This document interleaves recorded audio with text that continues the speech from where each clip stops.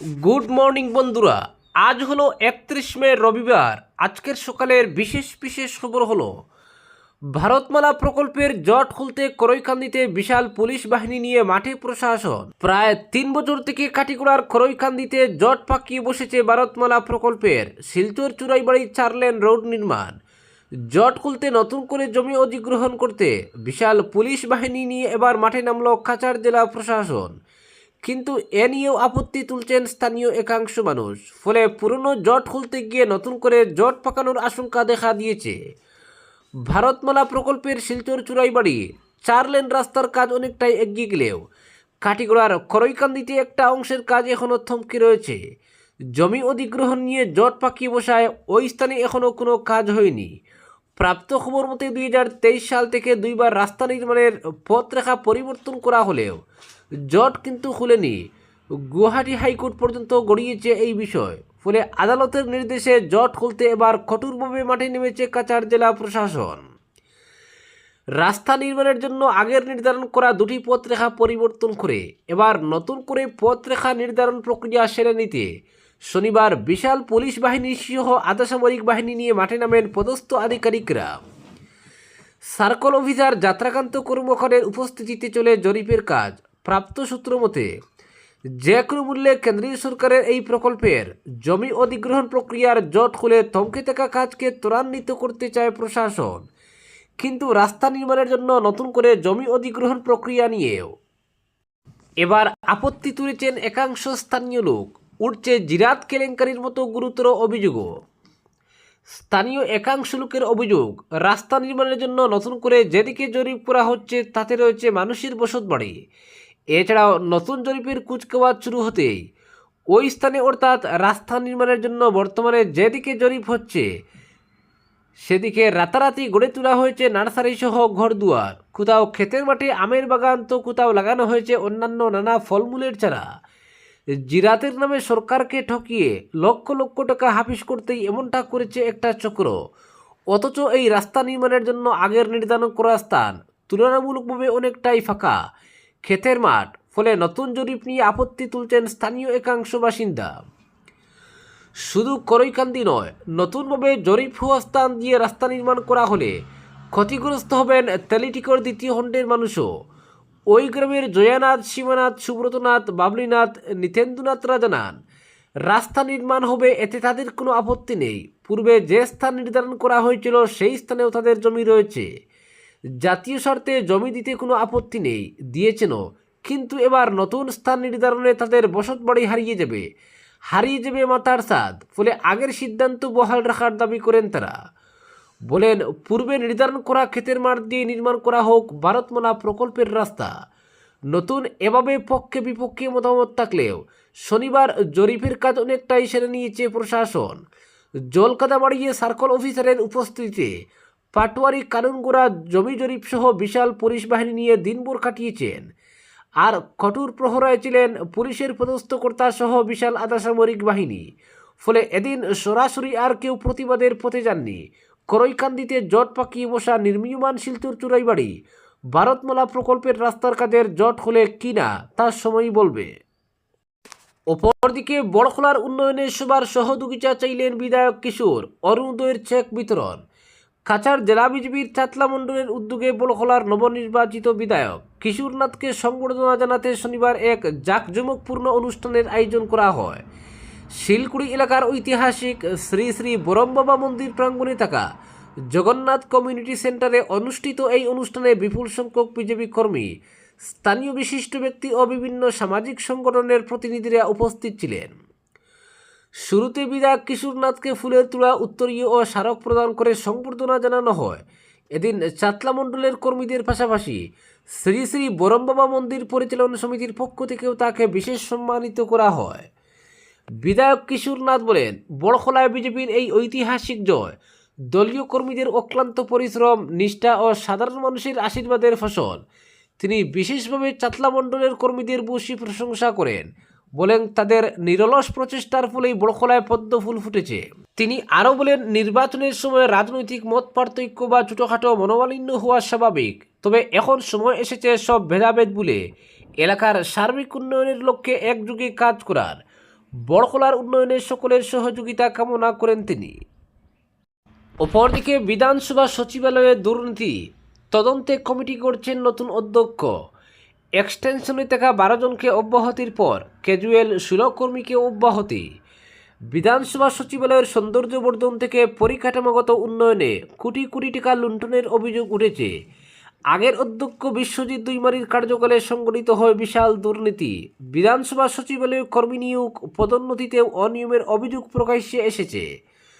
তবে রঞ্জিত দাস অধ্যক্ষের পদে বসার পর থেকে অ্যাকশন শুরু করেছেন। এবার আগের কার্যকালে কী ধরনের অনিয়ম দুর্নীতি হয়েছে খতিয়ে দেখতে কমিটি গঠনের কথা ঘোষণা করলেন নতুন অধ্যক্ষ। গত 5 বছরে বিধানসভা সচিবালয়ে নানা ধরনের দুর্নীতির অভিযোগ রয়েছে। অধ্যক্ষ বিশ্বজিৎ দুইমারির আমলে সৌমেন বড়ুয়াকে ওএসডি হিসেবে নিয়োগ করানো হয়।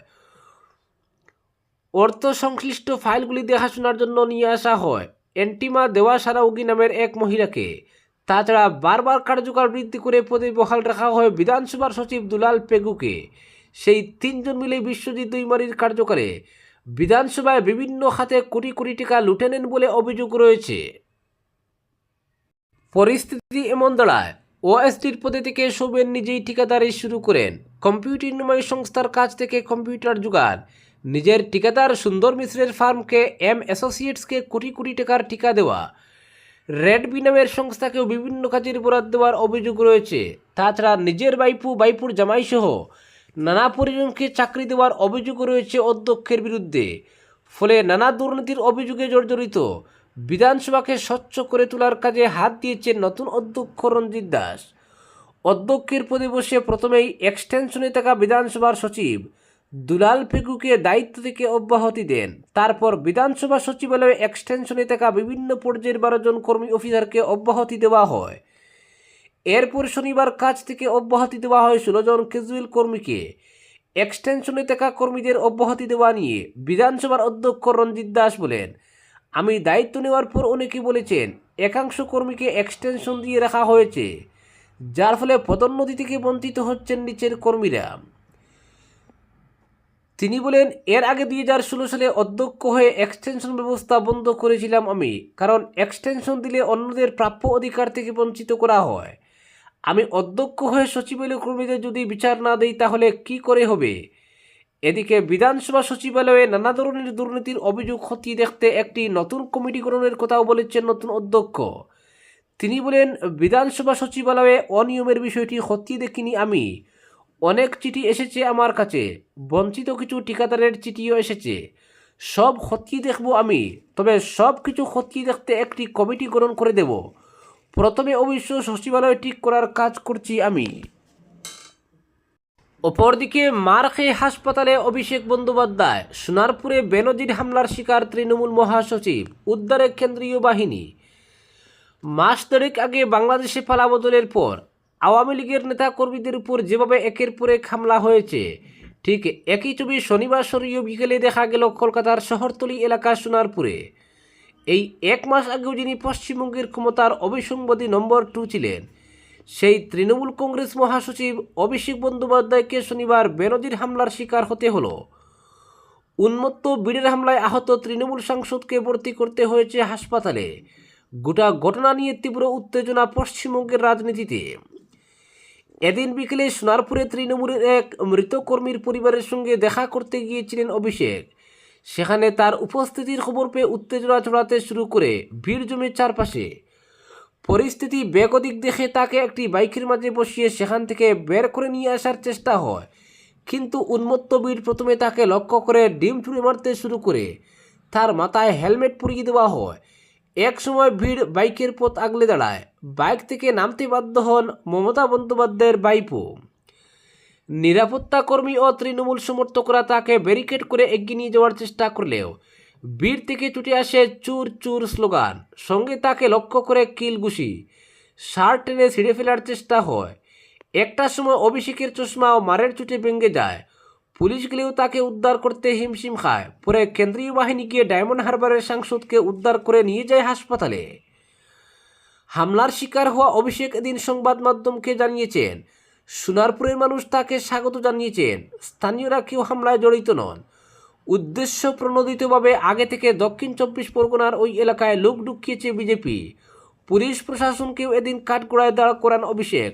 নিজের বাঙ্গা চশমা দেখিয়ে বললেন, মেরে ফেলতে চেয়েছিল আমাকে। নিহত তৃণমূল কর্মী সঞ্জু কর্মকারের বাড়িতে বসে অভিষেক জানান, তার উপরে যে আক্রমণ হবে, বাইরে থেকে লোক ঢুকানো হচ্ছে সেটা খবর ছিল, কিন্তু পুলিশ প্রশাসনের কেউ পদক্ষেপ করেনি। এমনকি হামলা অশান্তির সময় পুলিশ প্রশাসনের কাউকে দেখা যায়নি, ফোন মেসেজ করেও তাদের পাওয়া যায়নি। নিহত তৃণমূল কর্মীর বাড়িতে বসে যখন তিনি ওই অভিযোগ করছেন, তখন বাইরে একদল নারী পুরুষ অভিষেকের বিরুদ্ধে স্লোগান দিচ্ছেন, তাকে বেরিয়ে আসতে বলছেন। অভিষেককে জলের বোতল এগিয়ে দেন নিহত তৃণমূল কর্মীর মা। অভিষেক তাকে ওই বোতল গুড়িয়ে দিয়ে বলেন, আগে আপনি খেয়ে নিন।